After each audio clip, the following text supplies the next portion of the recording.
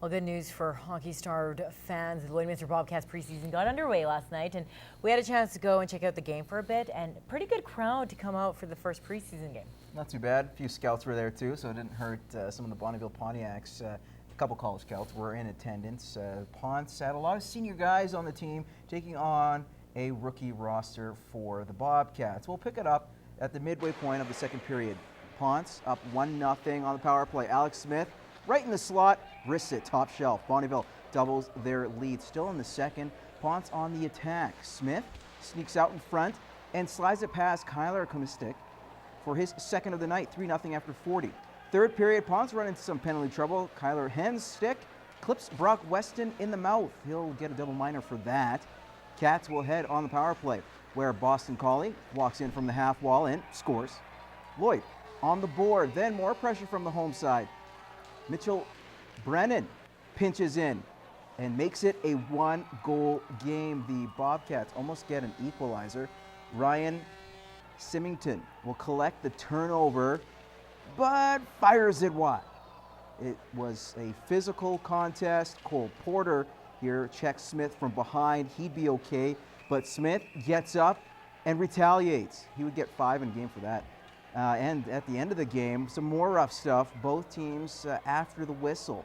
Cooler heads would prevail in this one as Bonneville takes it by a score of 3-2. Now, despite the very young squad the Bobcats had, head coach Gary Van Harry was very pleased by the way the rookies battled back against some real AJHL competition. Here are his thoughts on some individual efforts, starting with the man who got the second goal, Mitchell Brennan. When you make a mistake, it sometimes ends up in the back of your net, or at least gives him a scoring opportunity. And you know, he did make a few mistakes, but even when he did that, he recovered a lot of times. And that speaks a lot about his character, his skating ability, and his hockey IQ. And he's shown a lot of that. So, you know, he's got a long ways to go. He's got lots to learn, but certainly he's a guy that intrigues you every time he's on the ice. The head coach is also impressed with a pair of forwards, Boston Colley and American Patrick Geary, who started to gel as a line as the game went on.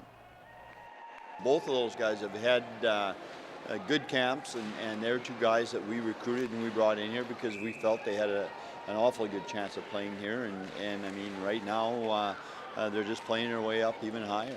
And it's a day-to-day process from here right until we finish that final game in you know, September 1st against Sherwood Park. The two netminders split time in goal, starting with Jeff Orser and then Kyler Komistik. Both backstops did well against opposition. Orser came in and we had pretty high expectations of him, and you know, he struggled a little bit off and on during camp, but he came in tonight and you know, I thought overall he played pretty well. Komistik's a 16-year-old goaltender, and he's played well all the way through camp, and you throw him in there tonight and he lets one goal in. So you got to give the kid credit. He's a guy that we're certainly going to be interested in as a future goaltender, and you know, we'll probably get him back to midget as well.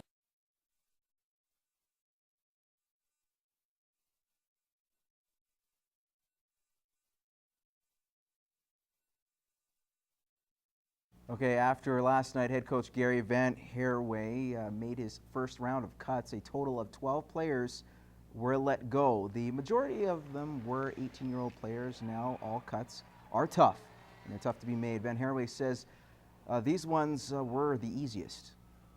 It is hard, and I guess the 95s are a little bit easier because of the time of year it is, and not easier because they can't play at this level, but if we can't accommodate them, we need to get them out of here in time they can catch on with another team, or at least bang on a door that might still be open. And we could drag this thing on, this process, for the next 2 weeks, but for 1995 born players, they're 18 years old, and if they want to play junior A hockey, they need an opportunity.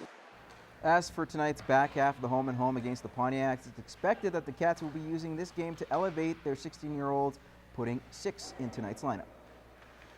They bring a lot of speed, they bring offense, they're doing things that the 18 and 19-year-old vets are doing right now, and certainly pushing them and challenging them. So we will have a deeper lineup tonight, but on the other hand, we still got 10, 11 guys, vets that haven't even gotten into a game, including tonight. So we got some tough decisions to make.